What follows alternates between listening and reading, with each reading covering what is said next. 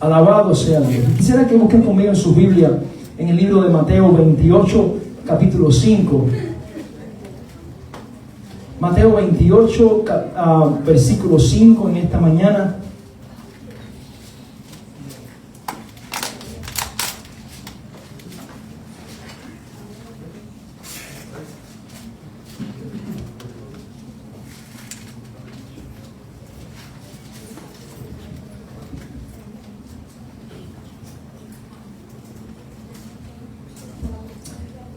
Vamos a leer del versículo 1 al versículo 8 en esta mañana, del capítulo 28 de Mateo.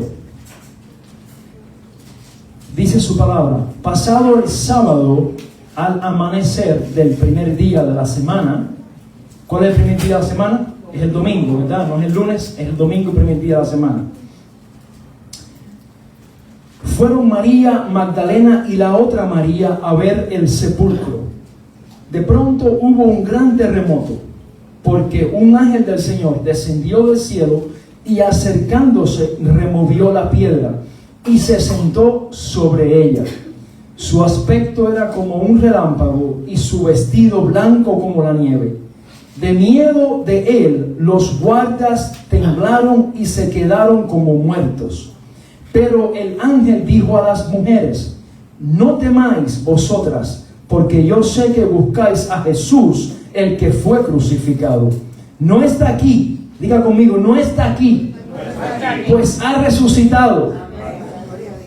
Como dijo: venid, ved el lugar donde fue puesto el Señor, e id pronto y decid a sus discípulos que ha resucitado de los muertos, y va delante de vosotros a Galilea. Allí lo veréis. Ya os lo he dicho. Entonces ellas, saliendo del sepulcro con gran temor y gran gozo, fueron corriendo a dar las nuevas a sus discípulos. Y mientras iban a dar las nuevas a los discípulos, Jesús les salió al encuentro diciendo: salte. Y ellas, acercándose, abrazaron sus pies y lo adoraron. Entonces Jesús les dijo: no temáis, id, dad las nuevas a mis hermanos, para que vayan a Galilea y allí me verán. Hermanos, estamos hoy compartiendo, celebrando el momento que gracias a este evento, gracias a este suceso, tú y yo podemos poner la fe hoy, no en una filosofía, no en un concepto, no en una religión, no en una constitución, no en una herencia, no en un legado, no en una confesión, ¿verdad? No en una declaración, no en un estatuto, sino en una persona. Amén. Hoy podemos poner nuestra fe en una persona, porque si Jesús no resucita, nuestra fe estaría puesta en un concepto filosófico, estaría puesto en algo que alguien dijo, estaría puesto en algo que nos enseñaron de alguien, como todos los fundadores de todas las sectas y religiones, ¿verdad? Cada secta tiene su constitución, sus paradigmas, sus filosofías, pero no puedes decir: mi fe está en el fundador porque resucitó. Entonces es una fe muerta.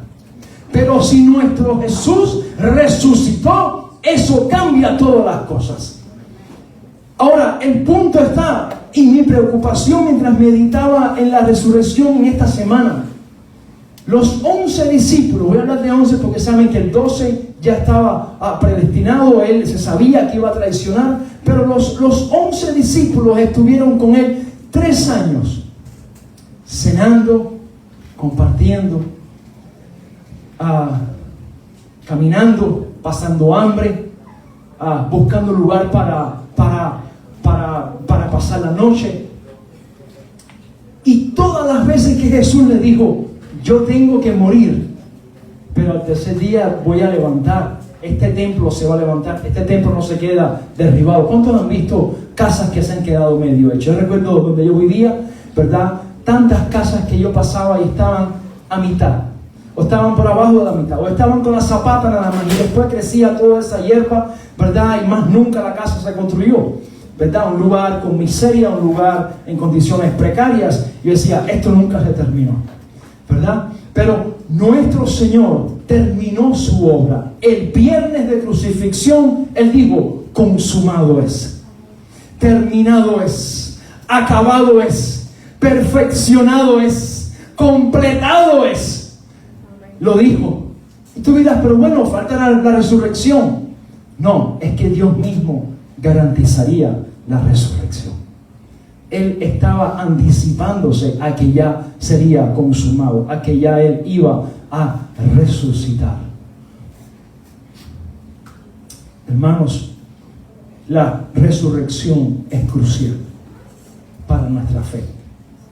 Entenderla es crucial para nuestra fe. Creerla es sustancial y fundamental para nuestra fe.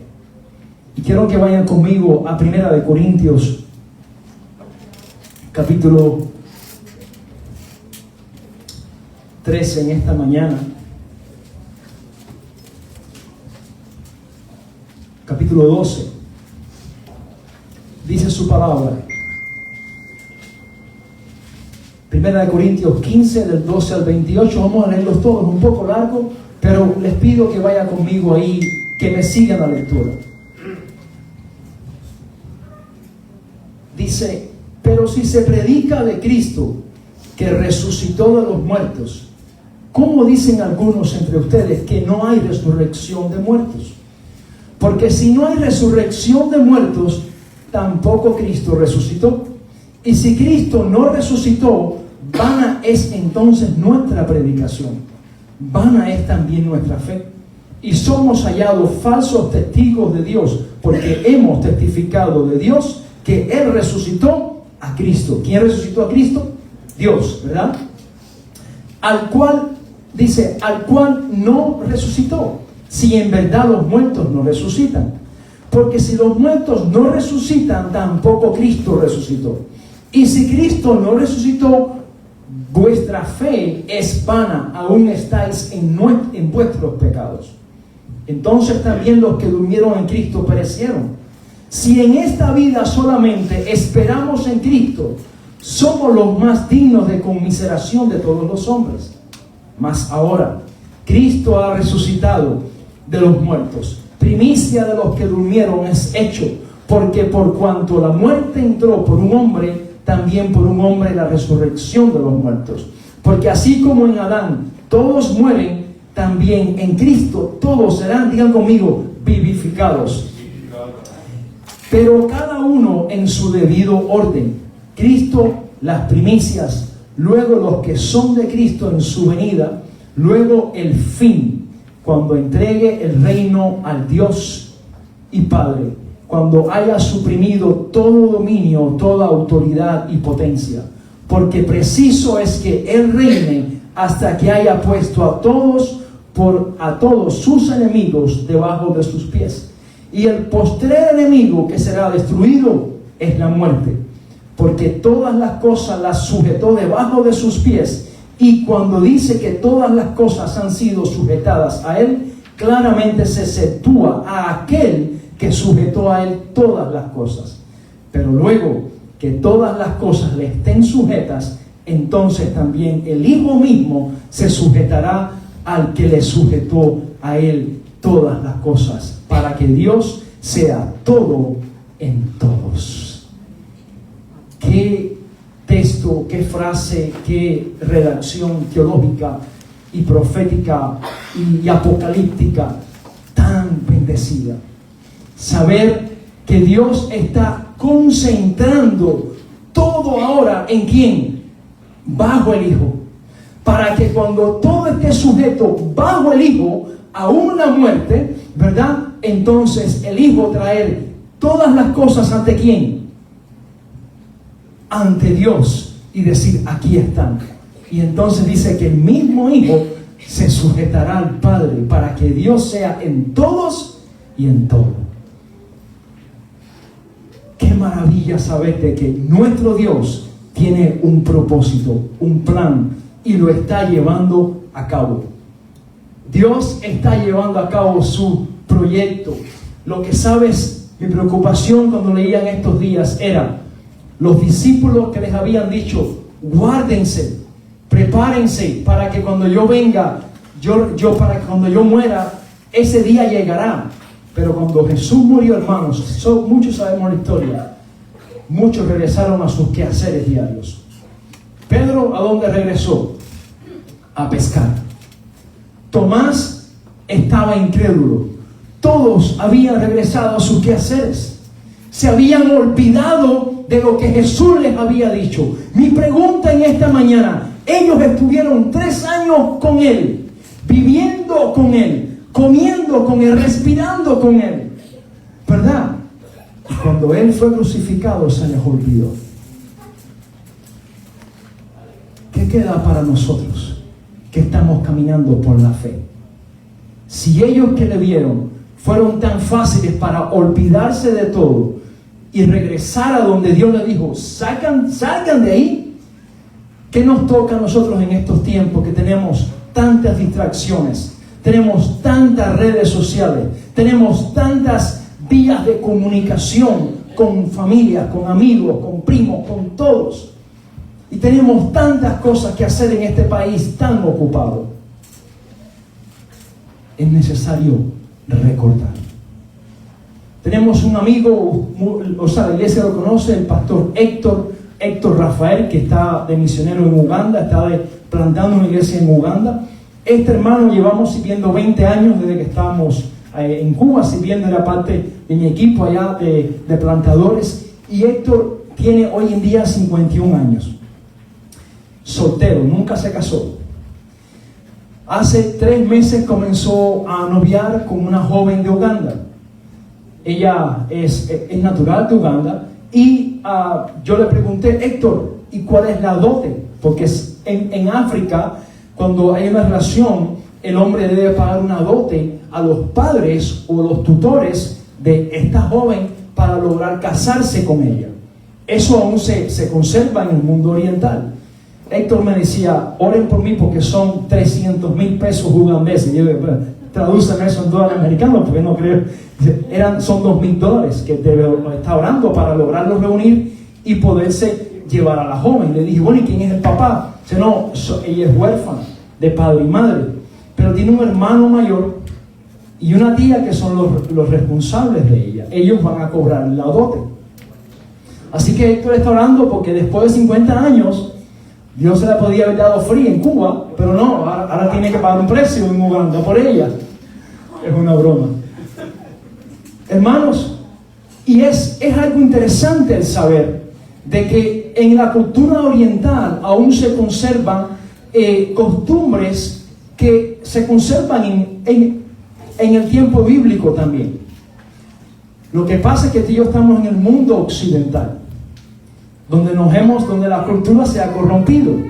Y se ha corrompido de la forma que ahora los padres de hijas tienen que, en la cultura americana, dar un regalo al novio para que se casen.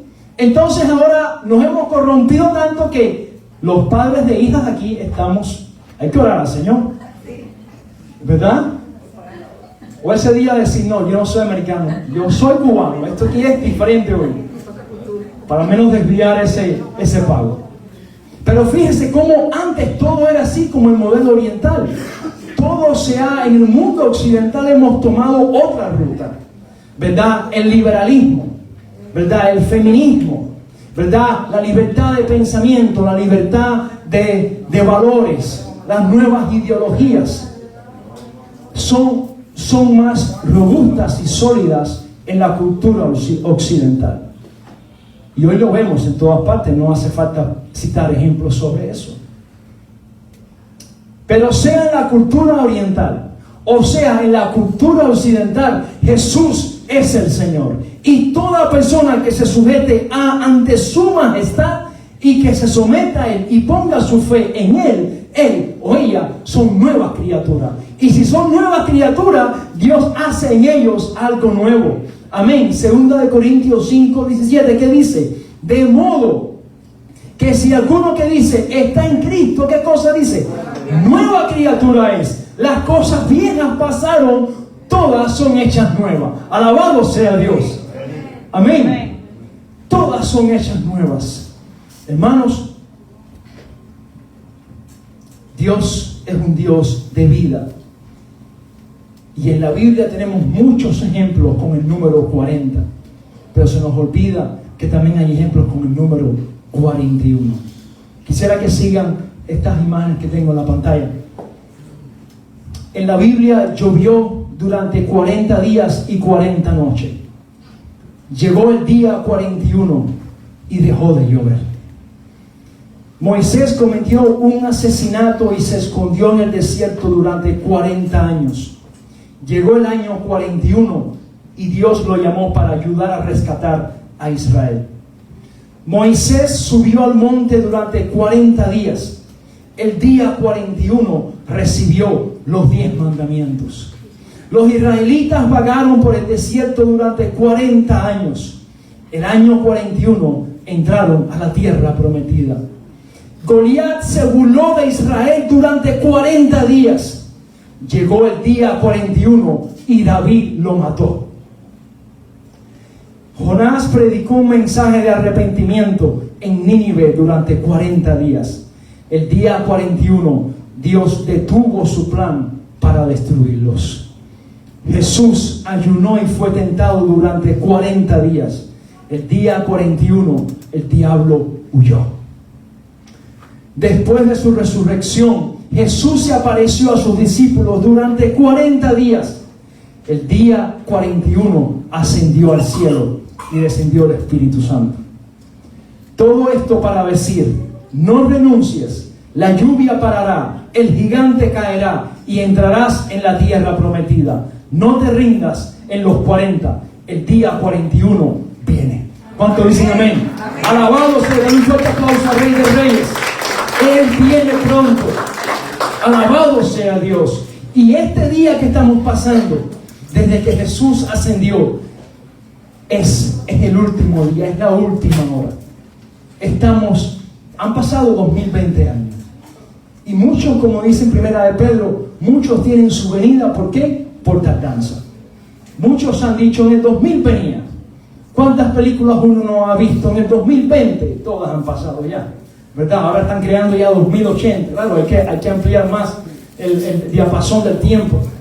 Pero ciertamente no es que Él tenga su regreso por tardanza. Más que cosa, Él es lo que tú y yo no somos. Él es paciente. Él es paciente, esperando que todos procedan a ¿qué? Al arrepentimiento. Amén. Que todos procedan al arrepentimiento. Hermanos, en esta mañana quiero hablarles de una palabra, la palabra recordar. Jesús les dijo a los discípulos: todo esto pasará, pero recuerden, yo resucitaré al tercer día. ¿Y qué les pasó a ellos? A ellos lo olvidaron.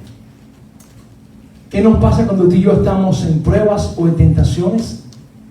Se nos olvida la palabra.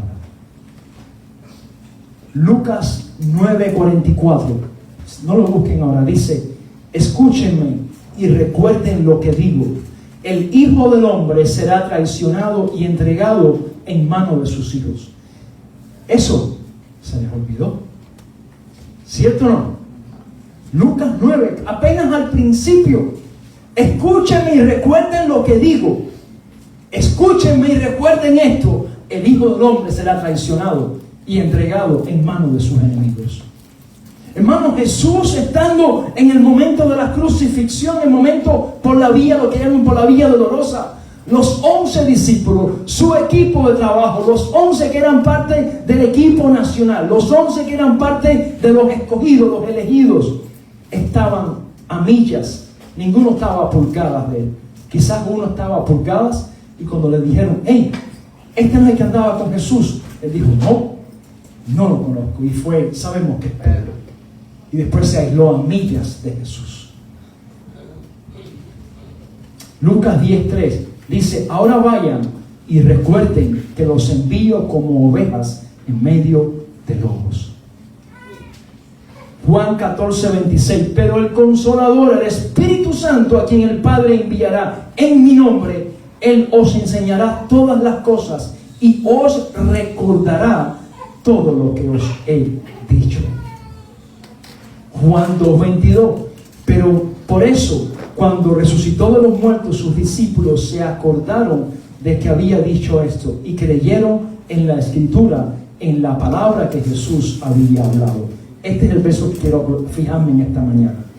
Sus discípulos se acordaron de que había dicho esto y creyeron en la Escritura. Hermanos, todos aquí somos quizás primera generación. Quizás hay alguien que sea emigrante, segunda generación, pero la mayoría, digo yo, pienso que somos primera generación. Y estamos en una serie que se llama Peregrinos y Extranjeros. Y cuando uno llega a este país, de cualquier país que venga, hay una adaptación cultural, hay una adaptación también económica, familiar. Tienes que empezar ahora a reducir tus amistades. Muchos aquí han dejado amistades que ya ni le escriben, ya, porque es tanto lo que tienen, nuevas relaciones, nuevas amistades. Tienen que reducir el número de personas con las que te escriben. Y eso se entiende, aunque se molesten muchos allá después, porque es mucho, ¿verdad? O sea, es una serie de cosas pero lo importante es que también a veces olvidamos muchas cosas. Y Jesús les dijo a los discípulos, recuerden estas cosas, pero no estarán solos, les pondré a mi Espíritu Santo para que Él les ayude y les recuerde lo que os he dicho. Esta mañana, ayer me hice una cortada aquí en el dedo y me puse una venda y me lo quité en la madrugada, y esta mañana con las medias me la estaba poniendo y veo sangre en la media. Y digo, ¿y esta sangre? No recuerdo. Entonces me recordé que tenía una herida aún todavía abierta. Hermanos, nos hace falta que el Espíritu de Dios nos recuerde que aún la sangre de Jesús está lista y disponible para seguir limpiando el pecado de muchas personas. Y quizás tú que estás acá en esta mañana, quizás no has nacido de nuevo, quizás no has puesto tu fe en Jesucristo. Te quiero decir algo. El pecado nos separa de Dios. El pecado es por lo que Jesús murió en el Calvario. Tu pecado, mi pecado, que es mucho más. No es solamente matar, robar. Hay muchas otras cosas que son también pecado. El odio es pecado. La amargura, la envidia, el celo son pecados, ¿verdad? La avaricia, el afán son pecados. Y Dios, normalmente a veces categorizamos los pecados de grandes, medianos y pequeños. Pero no es así. Pecado es pecado. Es errar al blanco. Y todos tienen consecuencias. Cristo vino para llevar nuestro pecado. Y Él vino porque, ¿sabes qué? Él fue la dote que el Padre dio por nosotros. Héctor está orando por $2,000 para pagar su dote y poderse casar a los 51 años. Pero Cristo Jesús, su vida santa, su vida inocente, fue la dote, ese precio que dio Dios para llevarnos a nosotros. Hermanos, esto es poderoso. ¿Sabes por qué? Porque los sacerdotes de cualquier secta te piden que le lleves cosas. Te piden pero no te transforman. Tu vida sigue igual. Pero Cristo Jesús dio su vida como dote, dio su vida como regalo, dio su vida como sacrificio, dio su vida sin escatimarla, para que todo aquel que ponga su fe en Él tenga vida eterna y vida en abundancia. Póngase de pie esta mañana para junto a alabar, darle un fuerte aplauso al Rey de Reyes.